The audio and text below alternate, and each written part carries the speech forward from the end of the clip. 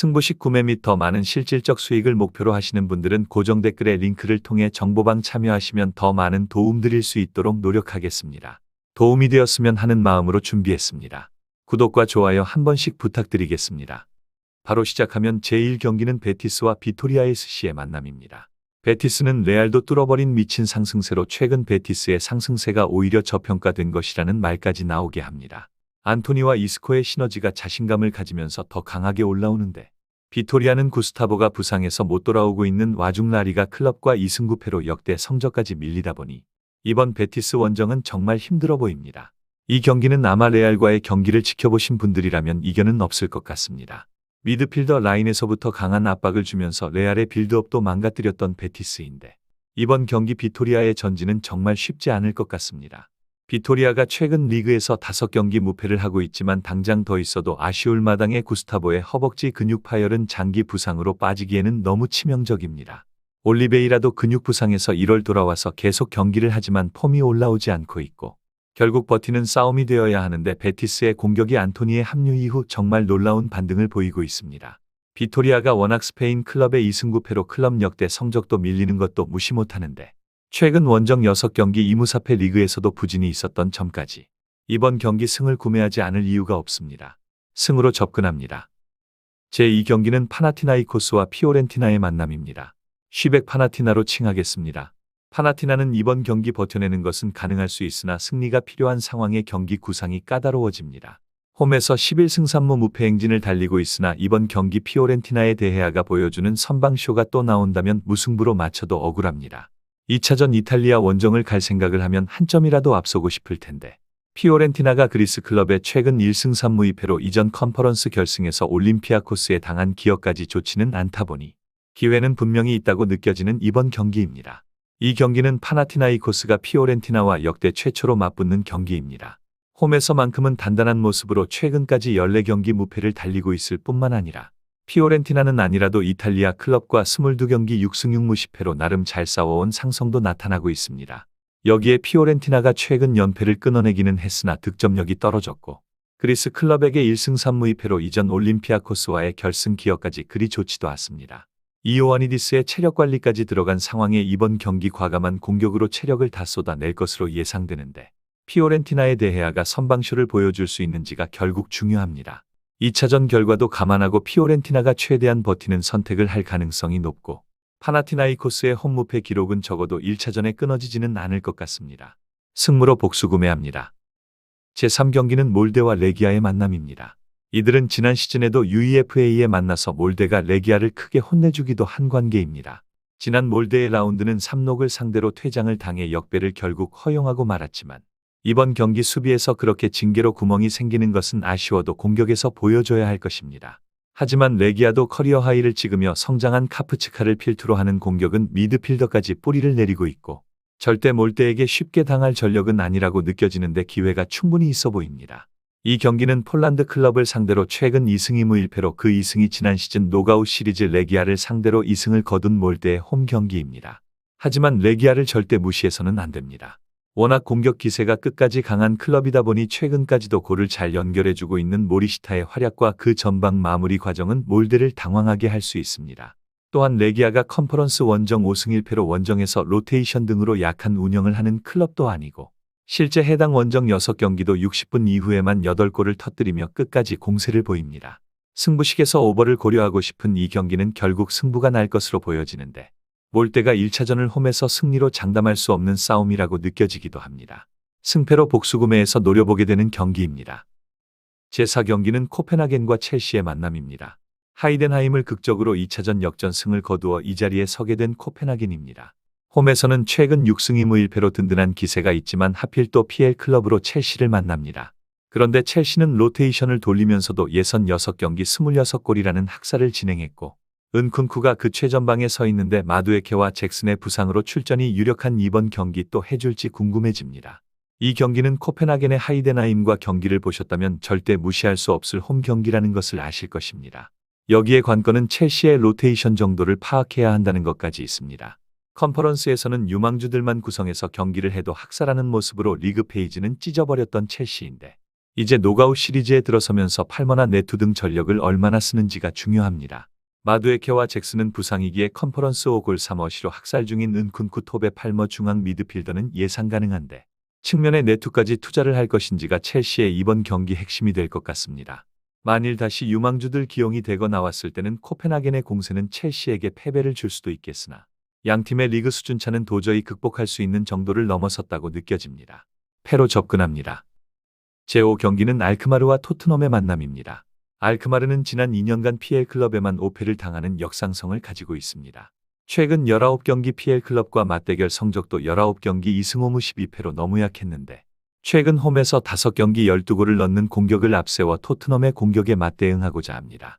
토트넘은 결국 선발로 어떤 스쿼드가 꾸려지냐가 중요한데 손흥민과 메디슨 그리고 존슨이 모두 이름을 올릴지가 궁금해집니다.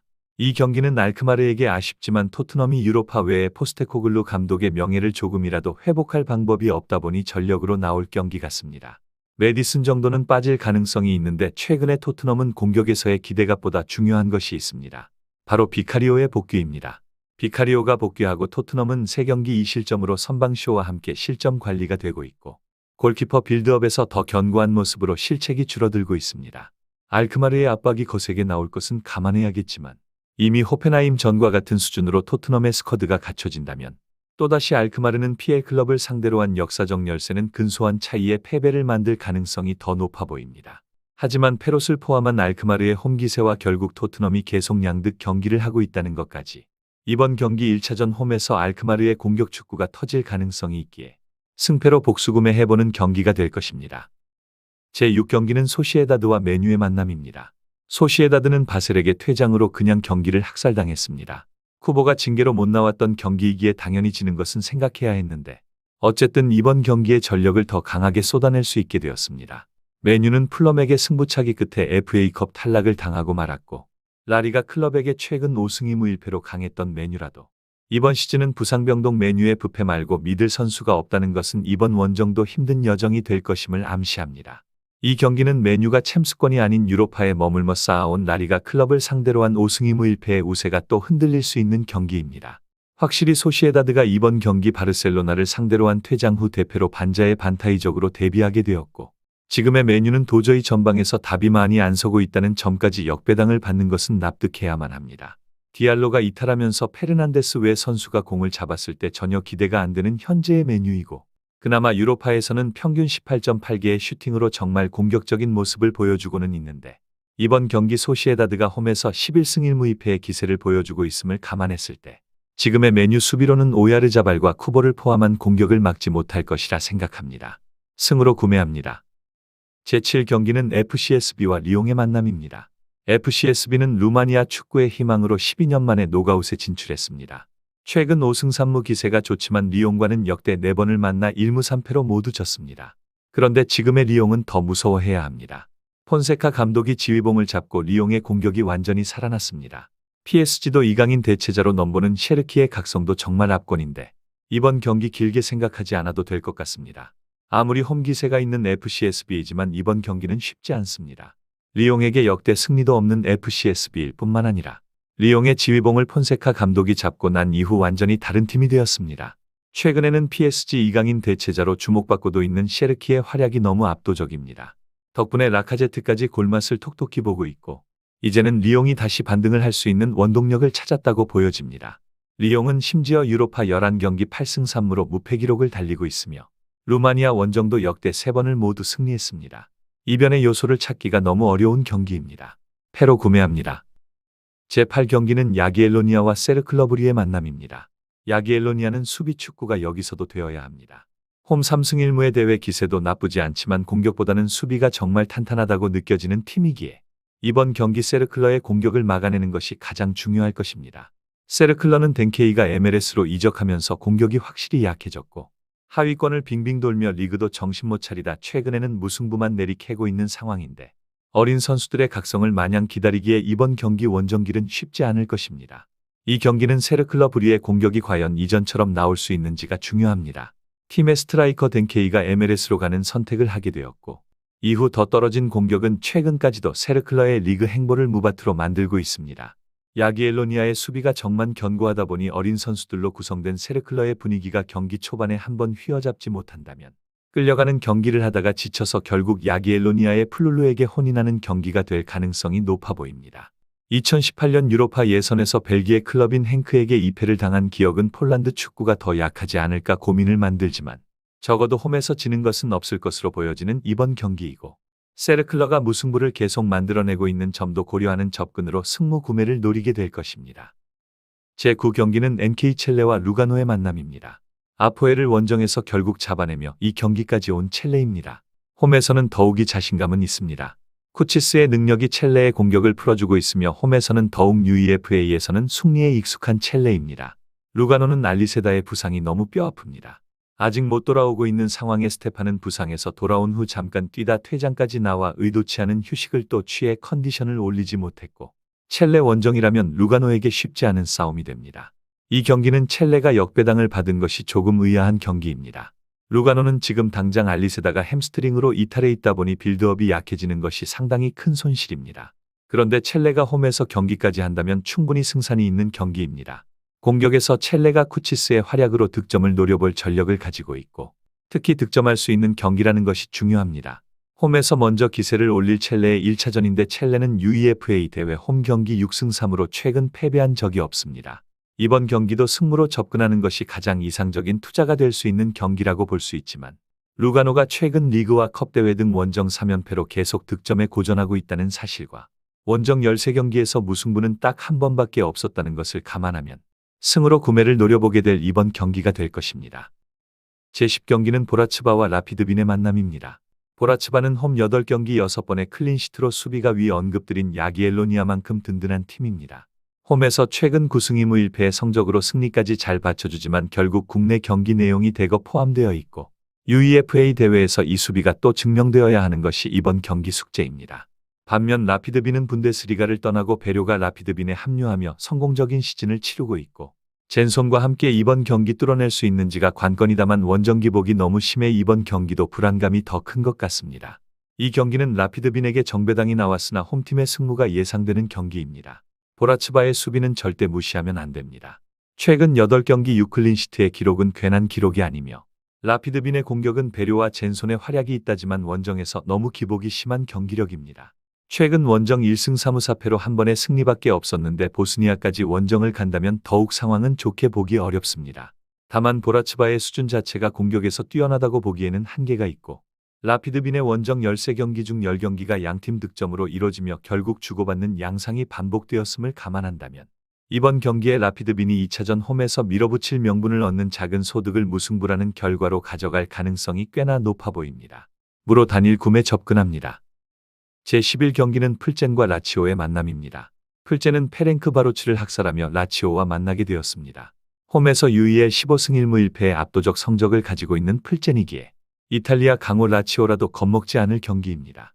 특히 라치오는 체코 클럽과 2승 2무 2패로 균형을 이루고 있을 만큼 우위에 서지 못했고 주중 AC 밀란과 치열한 승부의 리그 경쟁이 너무 치열해져 주말 일정까지 신경 써야 하다 보니 이번 경기에 온전히 집중할 여건이 못 될 수도 있습니다. 이 경기는 역배당을 한번 노려볼 수 있는 경기입니다. 어쩌면 라치오는 현재 리그 경쟁도 너무 치열하다 보니 주말 우디네세와 홈 경기를 신경 쓸 수밖에 없을 것 같습니다. 그렇다면 밀란과 치열한 승부로 자카니와 이삭센까지 투자를 많이 했고 이번 경기에 자찬이가 아닌 페드로의 선발 기용이 나온다면 페드로가 부족한 것은 아니지만 자카니만큼 영향력은 떨어질 수 있습니다. 또한 현재 톱에서 카스테야노스의 부상으로 아쉬움이 더해지고 있으며 로테이션 기용의 수준에 따라서 풀젠의 공세는 정말 다시 한번 유로파 홈 15승 1무 1패가 그냥 그런 기록이 아님을 증명할 수도 있습니다. 물론 리그 수준차도 고려해야 하고 라치오의 예선 압도적 성적은 정배당 가능성을 보게 만들기에 약간의 보험을 치는 정도로 승패 구매를 노려보게 될 것입니다. 제12경기는 보데글림과 올림피아코스의 만남입니다. 보데글림은 트벤테와 미친 골잔치 끝에 연장 혈투를 이겨내고 올림피아코스를 만나게 되었습니다. 공격의 홈에서 특히나 무서운 보데글림이지만 상대는 더 단단한 벽이라 봐야 하는 올림피아코스입니다. 리그는 이미 깔끔하게 정리되어 챔스권은 확정의 1위도 무난해 보이는 상황입니다. 엘카아비가 부상으로 빠져 있지만 그 대체제 중 슈퍼루키 코스툴라스의 어린 패기를 포함해 충분히 대체되고 있습니다. 치키뇨까지 부상에서 돌아왔다 보니 그냥 이 경기에 질 생각은 없을 것입니다. 이 경기는 정말 어렵습니다. 보데글림은 UEL 홈 5경기 4승 1패로 홈에서 기세는 더욱이 말할 것이 없습니다. 공격 자체가 상당히 매섭게 이뤄지는 그 압박 수준은 어떤 수비형 클럽이라도 부담이 될 수밖에 없습니다. 올림피아코스가 그리스 클럽다운 수비 능력과 이번 시즌 전술 변화로 공격의 개선까지 만들어졌고, 이를 기반으로 리그 챔스권 확정과 동시에 1위를 수성하고 있는 그 기세는 정말 무시 못합니다. 엘카아비가 부상으로 빠졌음에도 만 17세의 신의 코스툴라스를 포함한 대체 자원들이 잘 버텨주고 있으며, 이번 시즌 올림피아코스는 로드니와 돌아온 치키뇨가 있다면 측면에서 그 위력이 나타나는 만큼 이번 경기는 승무패 어떤 결과가 나와도 이상하지 않을 공방이 이어질 것 같습니다. 다만 올림피아코스가 10월부터 18승 8무로 무패 행진을 달리고 있으며 유로파 4승 3무가 포함되어 있다 보니 이번 대회 단 3실점의 압도적 수비는 차라리 역배당을 받았어도 올림피아코스에 기대를 걸게 됩니다. 패로 구매합니다. 제13경기는 아약스와 프랑크푸르트의 만남입니다. 아약스는 최근 컵대회 포함 국내 경기는 홈에서 8승 1패로 상당한 기세이지만 유로파에서 의외로 2승 4패로 약해진 홈 기세를 끌어올려야 하는 경기입니다. 상대는 마르무시가 떠나고 확실히 약해진 프랑크푸르트입니다. 일정상 당연히 미넨과 레버쿠젠을 만났다 보니 대패는 납득할 수는 있는데, 이로 인해 리그도 3위 경쟁이 5위 6위까지 걸치는 치열한 구도가 되었고, 유로파도 리그도 신경 쓸 게 너무 많은 프랑크푸르트에게 까다로운 원정입니다. 이 경기는 마르무시의 이적 여파가 너무 크게 다가오는 프랑크푸르트의 원정 경기입니다. 심지어 유로파 원정인데다 아약스 원정이라면 더욱이 걱정은 커집니다. 이는 프랑크푸르트가 지난 9번의 유로파 원정에서 클린시트가 단 한 번도 없이 모두 실점했고, 로마 원정 2대0 패배를 포함해 리그까지 원정 4경기 2무 2패에 흔들리는 프랑크푸르트입니다. 하지만 프랑크푸르트의 빌드업 과정이나 전개를 본다면 아약스에게 크게 밀린다는 생각은 객관적으로 들지 않습니다. 공격 압박 자체가 강해서 최근 미넨과 레버쿠젠에게 무너진 것처럼 수비가 흔들릴까 걱정은 되고, 당연히 실점은 각오해야 할 것으로 보여지는데, 에키티케의 득점이 마르고 있지는 않다는 점과 Y가 팀에 합류하고 이제 서서히 폼을 올리고 있다는 것을 생각하면 잼재성은 가지고 있다고 봐야 할 것 같습니다. 프랑크푸르트의 원정 8경기 1승 2무 5패의 성적상 패의 가능성은 낮다고 봐야 하더라도 무승부의 도전 가치가 충분히 높은 이번 경기이기에 무의 구매를 노려보게 됩니다.